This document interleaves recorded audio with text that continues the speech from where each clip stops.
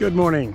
One of the sucky things about living on a boat is you have to provide your own water, because although there's lots of it around, it's salty and doesn't taste good in coffee.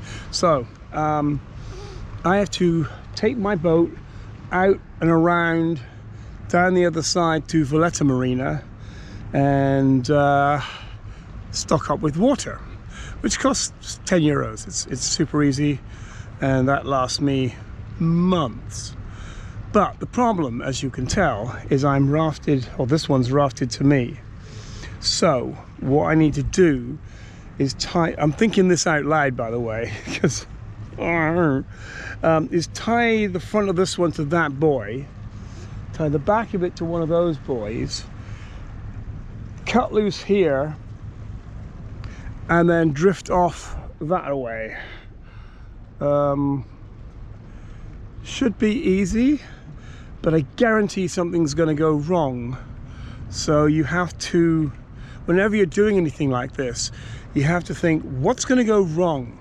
So the main thing that's going to go wrong is my propellers will get caught in a line somewhere. So I have to make sure that when I drop my line off the back here and there, that I don't get my propeller caught in it, because that would be unfortunate. I really don't want to do that. So what I can do is take this line here, the yellow one, and tie it to that one there, and then it's already tied to the boat there. Sorry I can't do stuff and film it at the same time, but there you can see that one's floating off. So all I got to do is undo this one at the front. Now let's go sort out the back.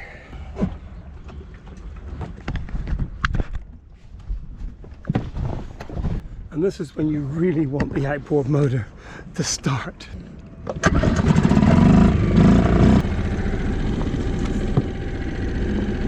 When I'm joining two ropes together, I actually use two bowlines, just a bowline and a bowline, because then I know I'm going to be able to get it untied no matter how tight it pulls. Okay, that's me tied off front and back with a lot less rope than I was expecting, so that's good.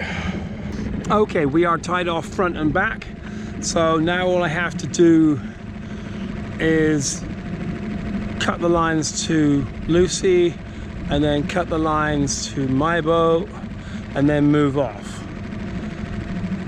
What could go wrong? And by Lucy I mean Patricia, but we're using that boat to film on, so I had to change the name. And now I've got to leave my dinghy tied to this one so that I don't drag it all the way across to Valletta Marina. It's like trying to do 5D Tetris with boats. Okay, let's get off this one. At least it's not raining. Oh god, that would have been bad.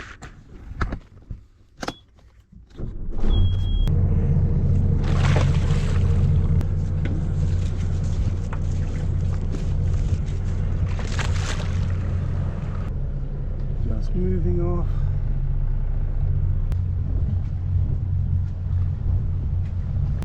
That's Naughty Cats over there. I'll see you in about 45 minutes.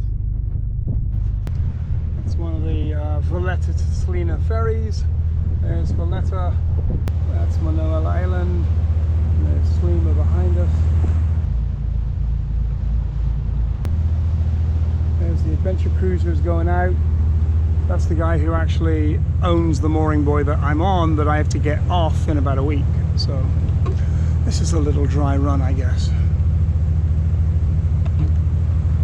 Kind of missed being out on the boat, like waking up in the morning and thinking I gotta go somewhere. That was fun, you know. It's like there's a little thrill to it, a little tingle in your spine where you're like, what am I gonna do today? So now it's like, I wonder if they have coffee on sale at the local supermarket. And now we just walk up to the marina office and pay them some money, 10 euros to fill up, which I think is really good. You got some quite nice boats around here.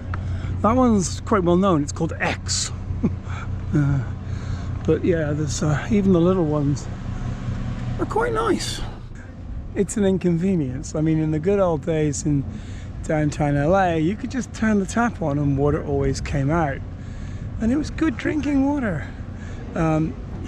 Here, not so much. I actually have to make quite an effort to conserve water and acquire water, and it's raining, but it's kind of one of the small inconveniences, really, because it just takes an hour or so to come over here and get water. And I've got to move the boat every now and again anyway, just because it's not good just to leave the boat not running and not being used at all. I'm going to take it out properly in a week or 3, but for now we're done. Now, this is the first time it's rained for fucking ages, and the sad thing is it's going to rain tomorrow, and tomorrow is air show day, and I was going to go to the air show, but if it's raining, they might try and fly a little bit, but damn it. Okay, that's done.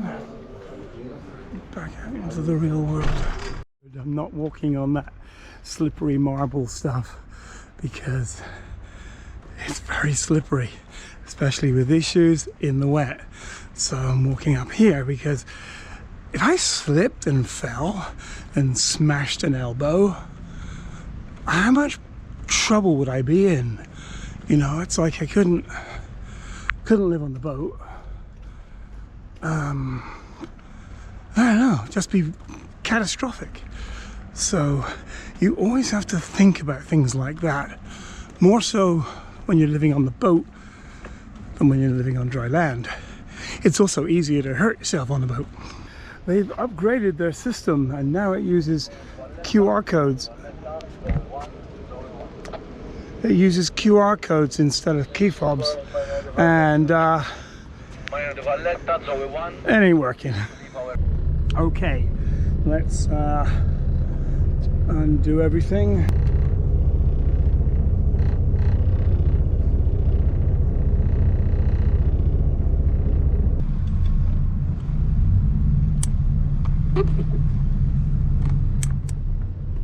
And we have the Maltese Navy over there. Nice big boat there. Anyway, getting back on the buoys should be easy. Gordon's coming out to help, and I've already been there, so I know where I'm going. I'm only there for like another week, and then I've got to find somewhere else, which I'm a bit worried about now because I don't have anywhere.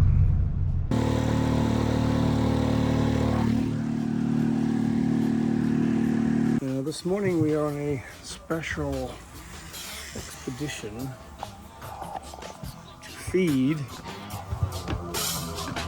the monsters. Shape up at the disco when I think I've got a pull. I ask her lots of questions as she hangs onto the wall. I kiss her for the first time and then I take her home. I'm invited in for coffee and I give the dog a bone. She likes to go to discos but she's never on her own. I said I'll see you later and I'll give her some old chat, but it's not like they on the TV. When it's cool for cats, it's cool for cats.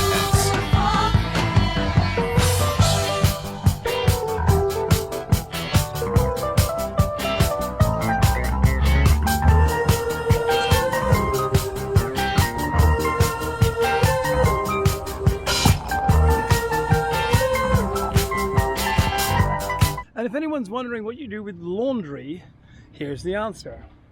This morning I went out to a laundromat, which is just over there, and I put in some money in the machine, waited about 45 minutes, everything got clean, and then I hate waiting the hour for it to be dried. So you just bring it back to the boat, hang it up here, save yourself €4 and an hour. So that's how you do laundry. And tomorrow we are moving Peter's boat. We're not sure where yet, but we're definitely moving the boat tomorrow. Probably to Tony's place, which is kind of back that way. And then I'll be here for a couple more days And I'm just going to wait until I see one of the other moorings pop up that gets vacated. I don't know where. There's a few, and slide my boat onto them. But I quite like it here. But I can't stay here because it belongs to Adventure Cruises, and they've got boats over there that are coming back here in about a week or two. So moving. Okay. Today we are moving Peter's boat, but Tony, who's he's around somewhere, he's going to dive down. Oh, there he is. He's over there. And then we're going to move Peter's boat.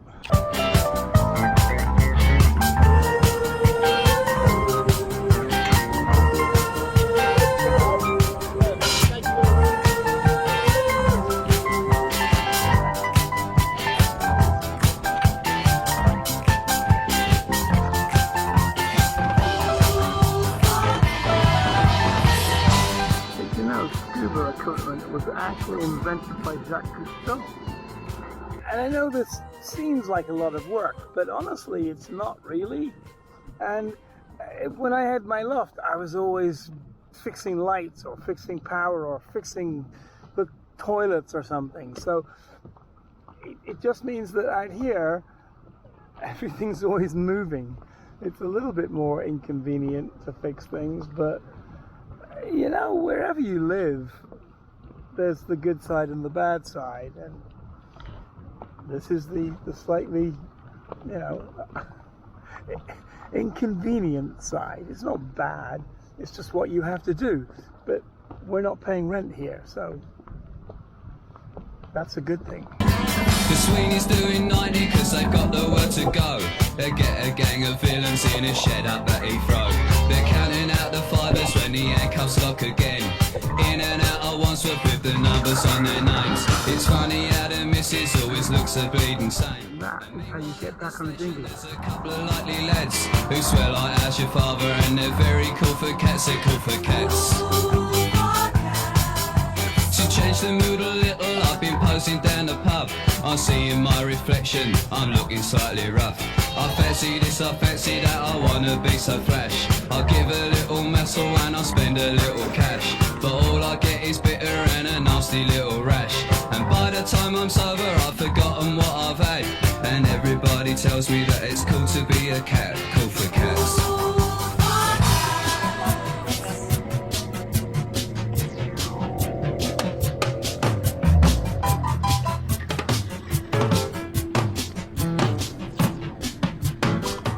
So we put out a couple of lines, but when we came to pick them up, the little bottle had floated away.